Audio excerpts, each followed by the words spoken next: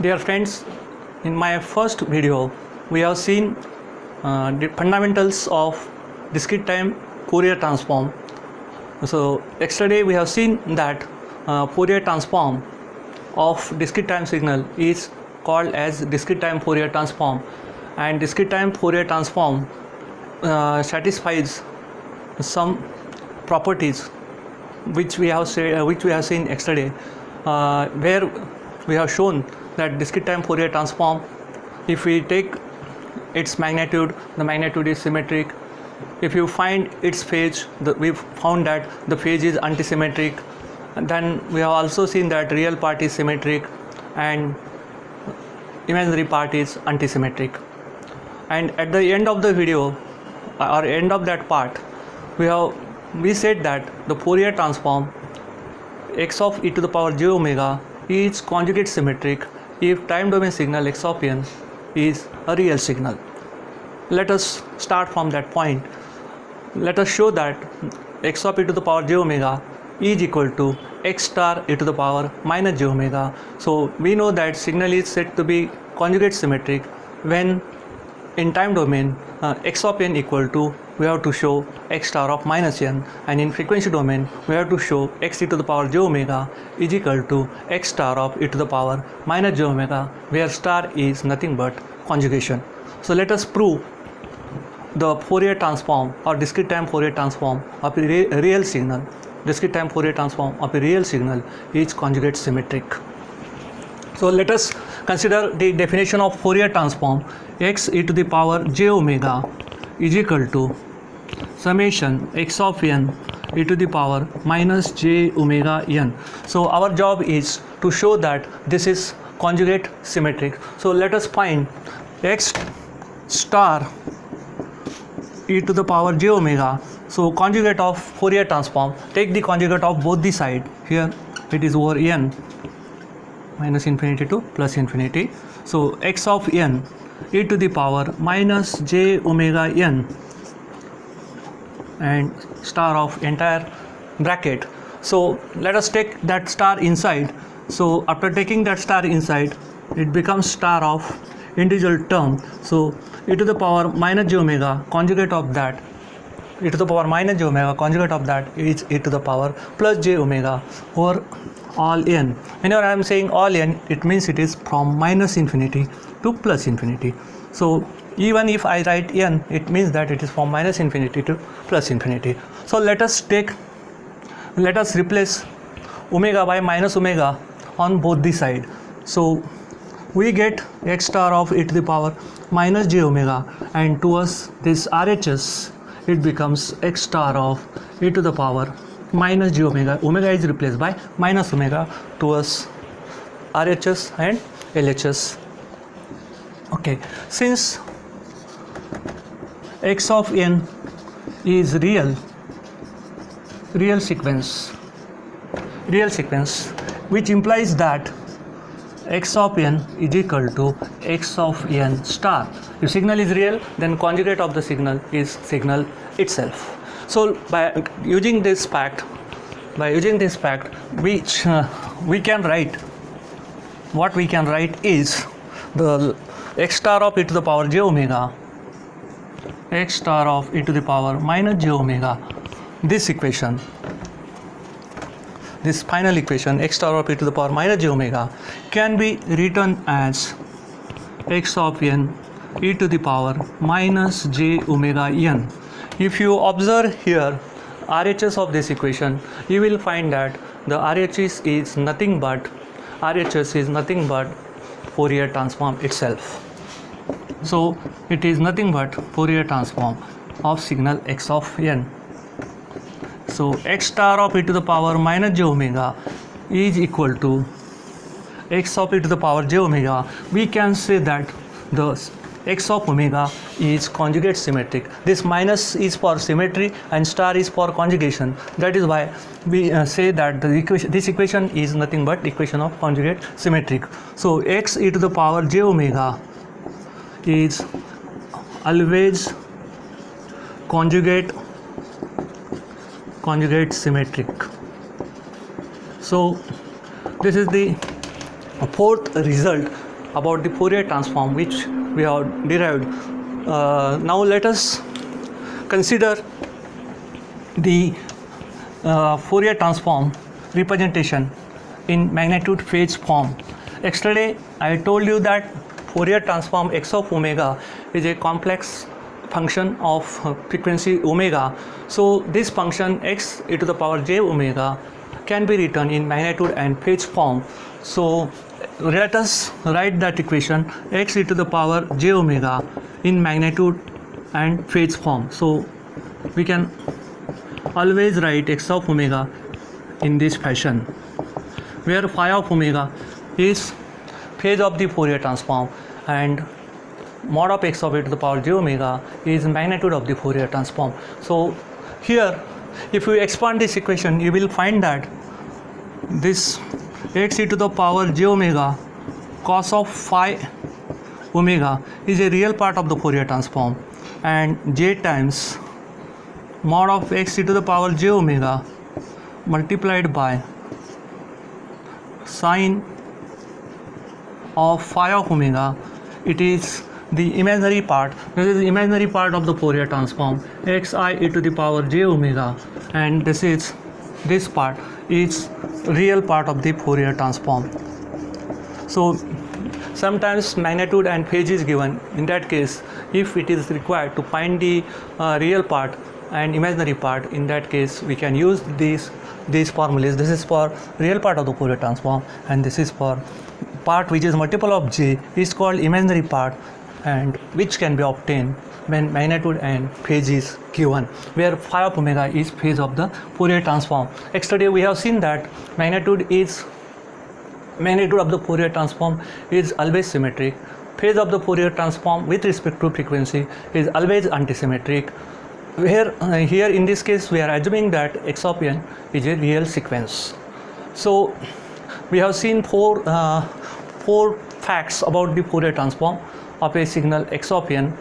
When it is real, the Fourier transform is conjugate symmetric. Magnitude of the Fourier transform, it is symmetric. Phase of the Fourier transform is antisymmetric, and we have also seen real part is even and odd part is antisymmetric.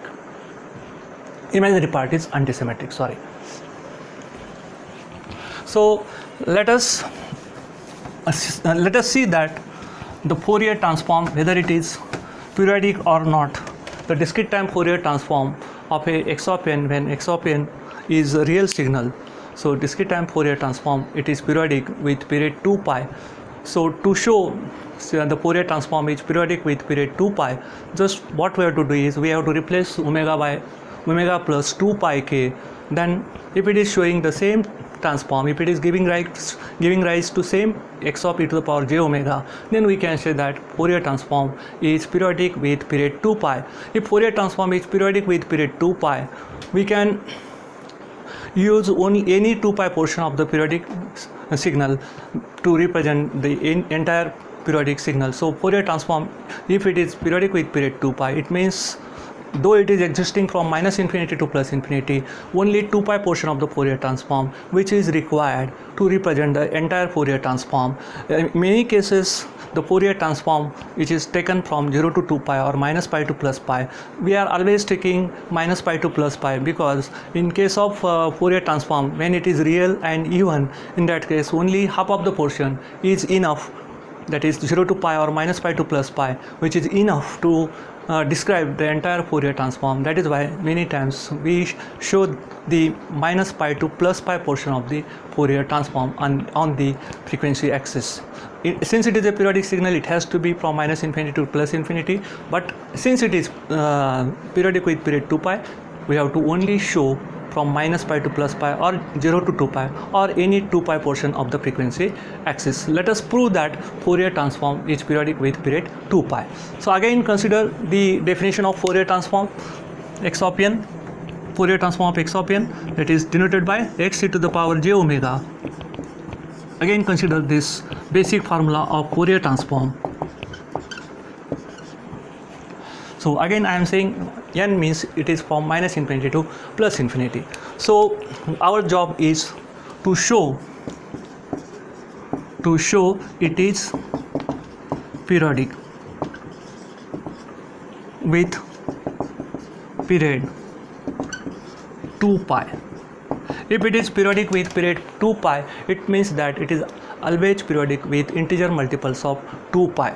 So that is why I am replacing omega by omega plus 2 pi k, where k is constant, integer constant. So let us replace omega by omega plus 2 pi k on both the sides. So this equation, so the LHS becomes e to the power j omega plus 2 pi k, where k is any integer. So and this RHS becomes x of n e to the power minus j omega, here also add 2 pi k multiplied by n. Now this e to the power minus j in bracket omega plus 2 pi k multiplied by n, if you simplify this, it will be x of n e to the power minus j omega n multiplied by e to the power minus j 2 pi k n. So if you expand this term, then we will find that it is cos of 2 pi n plus or minus j times sin of 2 pi n e to the power minus j 2 pi n is 2 pi k n is always 1. So by considering it as a 1, we get x of n multiplied by e to the power minus j omega n, which is equal to, if you observe this is nothing but Fourier transform of x of n. So what we have proved is Fourier transform x of e to the power j omega plus 2 pi k is always equal to x of e to the power j omega k. It means that if we replace frequency by 2 pi or integer multiple of 2 pi, we get the same thing. So hence we can say that Fourier transform, discrete time Fourier transform, it is periodic with period 2 pi. So only we have to show that the Fourier transform, whenever we are plotting Fourier transform on the with respect to omega, naturally that x-axis will be a frequency axis. So we have to either sketch from minus pi to plus pi, or 0 to 2 pi, or 0 to minus 2 pi. Any 2 pi portion is enough to represent the entire Fourier transform. So since I told you that the Fourier transform is a complex function, so whenever you are plotting that complex function, either you have to plot magnitude and phase, or you have to plot real part separately and imaginary part separately. Okay, let us consider that x of omega, if x of omega is a Fourier transform, then we want to find its magnitude part. So in that case, so when I plot magnitude versus frequency, it is called magnitude spectrum. Magnitude spectrum is a spectrum between mod of x of omega versus omega. This is called magnitude spectrum. So magnitude spectrum gives the information about the frequency content present in the signal. If I draw the plot, suppose it is like this, it means that as frequency increases, magnitude is decreasing. So it is low pass kind of signal, or this signal, whatever signal which we are considering x of n, it has dominant low frequency content. So magnetic spectrum gives what kind of frequencies they are present in the signal. If we observe this spectrum, it is observed that as we increase the frequency, the magnitude is decreasing. It means that low frequency content is dominant compared to high frequency. So low pass kind of signal, this kind of signal is called low pass kind of signal. So that is why we always go for calculation or finding of magnitude. Magnitude spectrum gives the information about the distribution of frequencies or frequency content present in the signal. If suppose our magnitude plot is like this, it means that as I am increasing the frequency, so see I am plotting 0 to 2 pi. I told you that it is Fourier transform is periodic with period 2 pi. So any 2 pi portion you can show here by observing this spectrum. Here, by observing the spectrum, you can see that, or you can say that this is consisting of what, as frequency increases, the amplitude is increasing. So as frequency decreases, amplitude is decreasing, means we can say that this spectrum or magnitude spectrum is a magnitude spectrum of time domain signal x of n, which consists of high frequency signal. The content about what kind of content signal is having, that is we can get from the magnitude spectrum of the Fourier transform. So magnitude spectrum is used for magnitude spectrum is used for observing the kind of frequency content which are present in the given signal. So since I told you that the Fourier transform is periodic with period 2 pi, it means if suppose the Fourier transform is like this in one period, the Fourier transform, suppose my Fourier transform x e to the power j omega is real. Okay, so for minus pi to plus pi, if it is like this, it means that same thing is repeated again and again from minus infinity to plus infinity. So it is 3 pi, it is minus 3 pi. So this portion is repeating again and again up to infinity. This same portion again repeating again and again up to minus infinity. So Fourier transform is periodic with period 2 pi. Any 2 pi portion is sufficient to represent the entire Fourier transform. So since I told you that it is a complex function of frequency, many times we have to see its magnitude and phase. By looking at magnitude and phase, we can interpret the kind of signal which is given to us. So analysis of x of n can be done from magnitude spectrum as well as phase spectrum. Now let us again continue with the results related to Fourier transform. So suppose we have given or we are having access to x e to the power j omega. So natural question is how to find its counterpart, time domain counterpart x of n. So it is a consequence of that formula x of e to the power j omega define summation x of n e to the power minus j omega. Consequence of that result is given as x of n is equal to 1 by 2 pi minus pi to plus pi x e to the power j omega e to the power minus plus j omega n d omega. So here observe, I am taking minus pi to plus pi. Had it been continuous time Fourier transform, in that case we would have taken minus infinity to plus infinity. Since Fourier transform is periodic with period 2 pi, we are taking minus pi to plus pi x of e to the power j omega, only 2 pi portion of this spectrum, x e to the power j omega. So x of n is which can be obtained from the definition of Fourier transform, which is like this.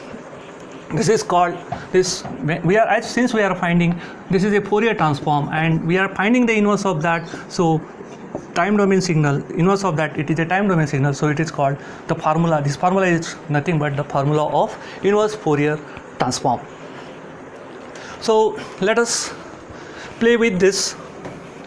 If we play with this, suppose there are some values for which we can interpret something. N equal to 0, it becomes this LHS becomes x of 0, which is equal to 1 by 2 pi minus pi to plus pi x e to the power j omega e to the power j omega 0 e to the power j 0 is 1 d omega. If you look at this equation, it is nothing but average of Fourier transform over the period minus pi to plus pi. X of 0 is nothing but average of Fourier transform over the frequency minus pi to plus pi. That is, average is there because it is 1 by 2 pi. Or area under the Fourier spectrum x of e to the power j omega,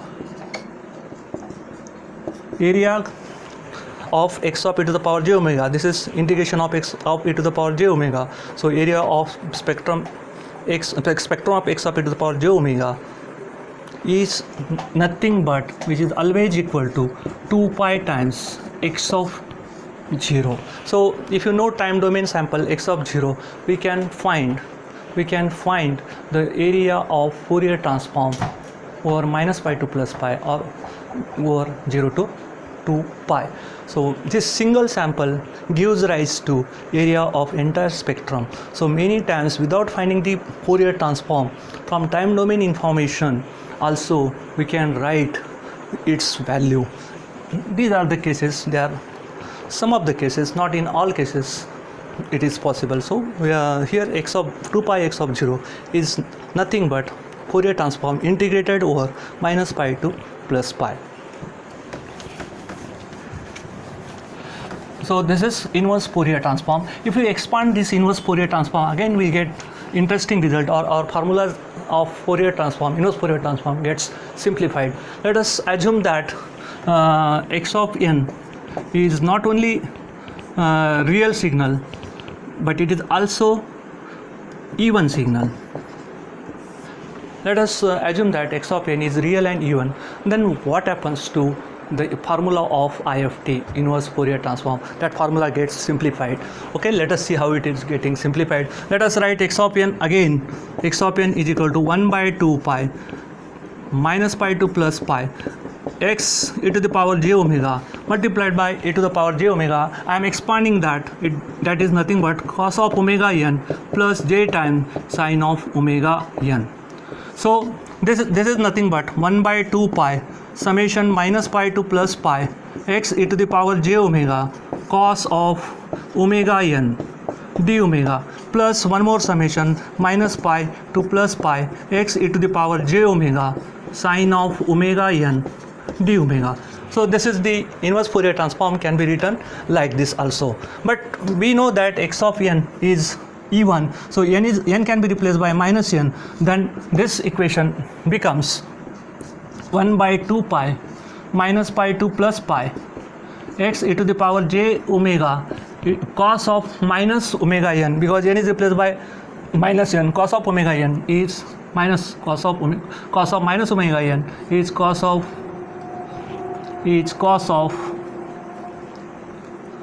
plus omega n. And in the second part we know that there is a term sine, so sine minus omega n becomes minus. So here let us write minus x e to the power j omega sine of omega n. It becomes minus sine of omega n. That minus is taken here. Now compare this equation number 1 and equation number 2. Since LHS are same, x of n and x of minus n, they are same. Since x of n and x of minus n, they are same, their right hand sides are also equal. And when we observe right hand side, we will observe that that first term is same, whereas I think I have forgotten this, whereas the real part is same, right, and the imaginary part is different. So if I equate this RHS and this RHS, what we get is, if I now x of n and x of minus n, they are equal since signal is even. So we can say that this part and this part, these both parts are same. So if these two parts are same, after simplification what we get? So after simplification we can say that this part and this part get cancelled, and then it means that 2j times minus pi to plus pi x e to the power j omega sine of omega n d omega is equal to 0. So this imaginary part of the expression is 0. So imaginary part of the expression becomes 0. It means that your x of n, which is 1 by 2 pi minus pi to plus pi x e to the power j omega cos omega n plus j times 1 by 2 pi minus pi to plus pi x e to the power j omega n e to the power j omega sine omega n. Since x of n equal to minus x of n, the imaginary part of the transform, or this part of the transform, is 0. So we can show that, or we can say that, we already shown, we can say that if signal is x of n, which is real and symmetric, the inverse Fourier transform can be obtained by using this formula. So formula is simplified. Here e to the power j omega n was there, that e to the power j omega n is replaced by cos omega n. Similarly, we can prove that if x of n is odd, that is x of n equal to x minus x of minus n, in this case we can prove that the odd part, real part is 0 and odd part persists. So in that case what we get is x of n is equal to 1 by 2 pi integration minus pi to plus pi x e to the power j omega sine of omega n. Again see, the formula of inverse Fourier transform is simplified if signal is odd. The formula is different if signal is even, the formula is different. We have reduced half of the computations if signal is even and signal is odd. Now let us see that the very important part which we have forgotten, that for what kind of signal the Fourier transform exists.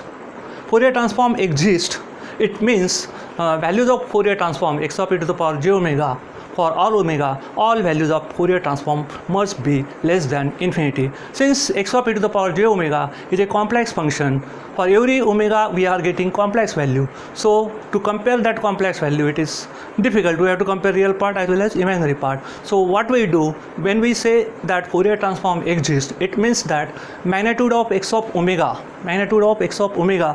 should be less than infinity for all values of omega. So Fourier transform exists means the values of mod of x of omega should be less than infinity.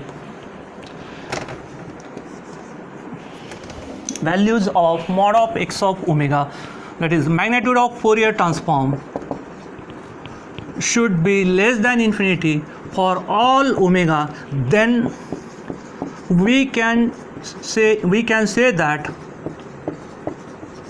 Fourier transform exists.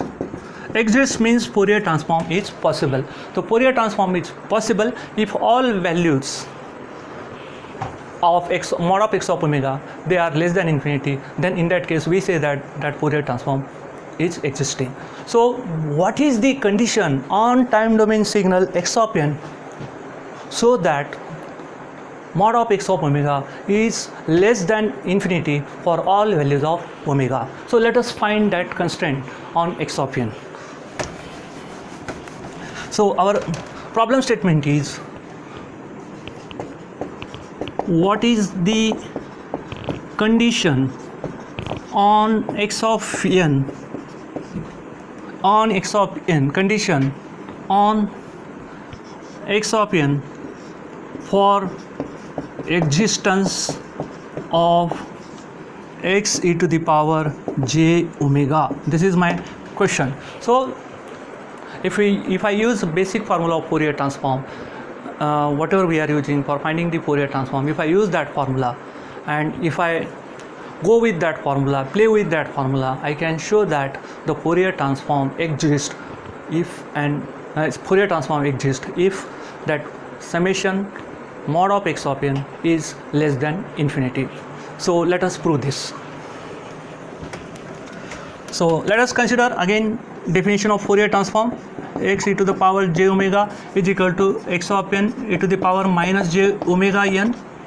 So this is the definition of Fourier transform of signal x of n. So let us take the mod of both the side. Take mod of both the side.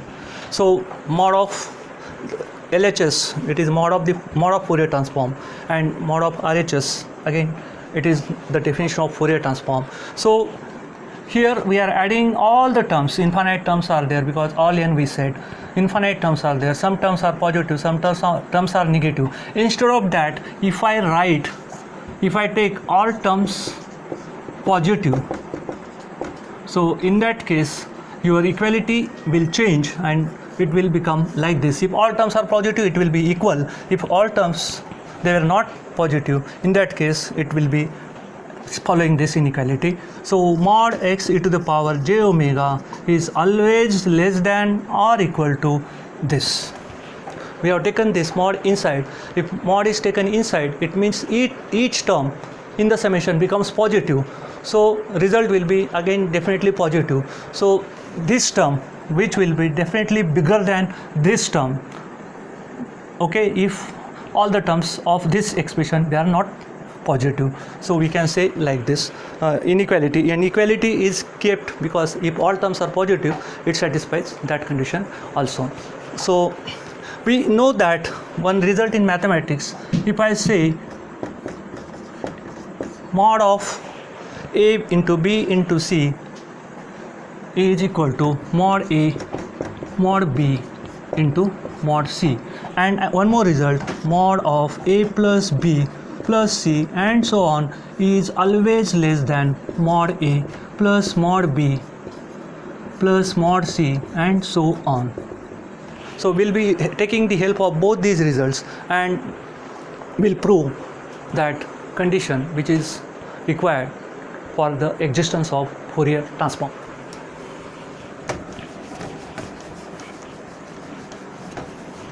So let us use the first result, that mod of ABC is equal to mod A into mod B. Again I will write that last formula or last equation which we have derived, so which is less than or equal to summation mod of x of n multiplied by e to the power minus j omega n over all n. It means minus infinity to plus infinity. So now let us use that mod of a into b, which is equal to mod a mod b. So I can write this as summation mod of x of n multiplied by mod e to the power minus j omega n all n x e to the power j omega. We know that mod of e to the power j theta is always 1. So if I cancel that term, the right hand side becomes summation mod of x of n over n, and here left hand side is x e to the power j omega. Our objective is when this is less than infinity, when this is less than infinity, that is our requirement. It will be less than infinity, your LHS is less than infinity if and only if your RHS is less than infinity. So which implies that for existence of Fourier transform, that is mod of x e to the power j omega less than infinity, we need to have summation mod of x of n over all n less than infinity. So this is the restriction on signal x of n if you are using basic formula of Fourier transform. Whenever you are going for finding the Fourier transform using basic formula, whatever formula which we have taken, that formula, then in that case the restriction is like this. So the signal addition of absolute values of all samples,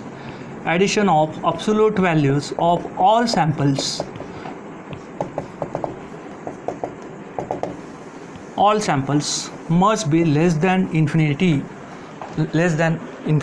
So this condition is called absolutely summable. Signal is said to be absolutely summable if mod of x of n or mod of x of n summation over n, that addition is less than infinity. Then we say that is less than infinity. We say that x of n is absolutely summable, since addition of all absolute values, they are leading to finite quantity. So x of n is less than mod of x of n summation over n is less than infinity, which implies that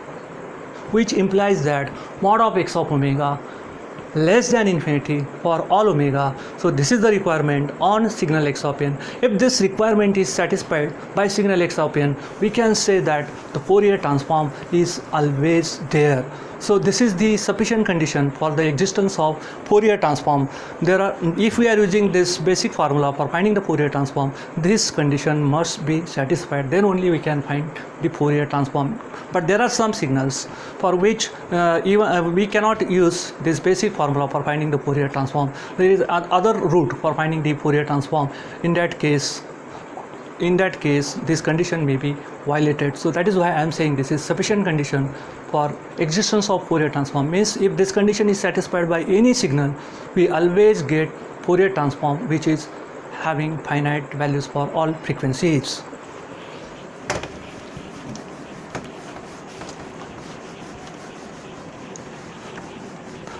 Now let us compute the Fourier transform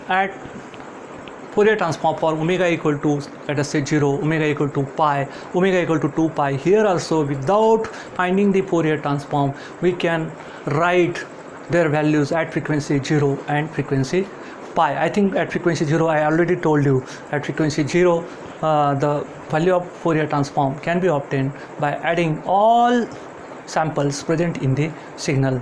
So if I put omega equal to pi, in that case you will find that the value of Fourier transform evaluated at frequency pi is equal to addition of all even sample minus addition of all odd samples. So whatever is the difference, that difference is the value of Fourier transform at frequency pi.